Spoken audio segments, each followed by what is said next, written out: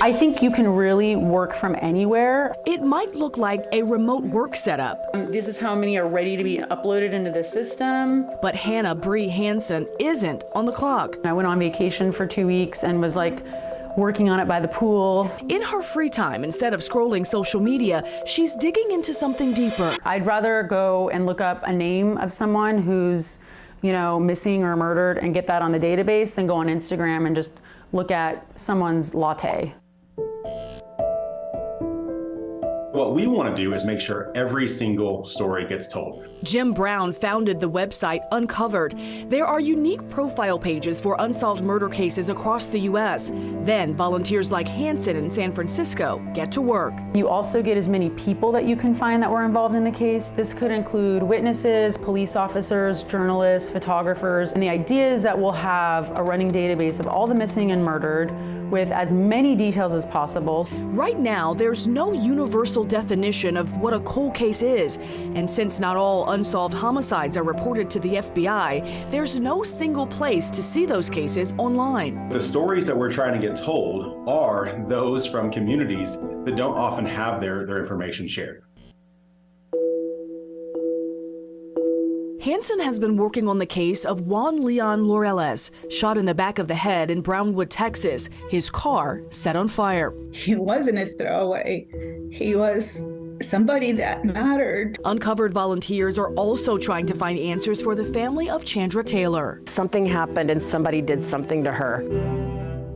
She vanished 6 years ago, last seen at this gas station in Sacramento. I need to find her, and I'm gonna look until I die. I'm not going to give up fighting her.